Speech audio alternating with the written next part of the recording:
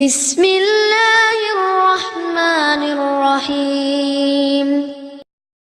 Man salaka tariqan fi talabil ilmi salakallahu bihi tariqan ilal jannah.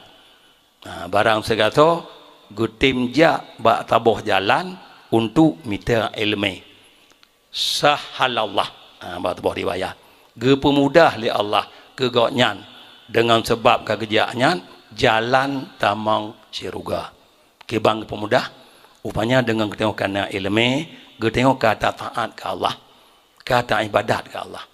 Yang ke taat ibadat nyo jalan mudah tamang syurga.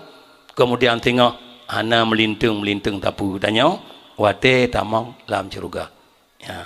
Jadi nyo pakon karena amal buno ilmu. Ilmu nyo dengan tajak mita.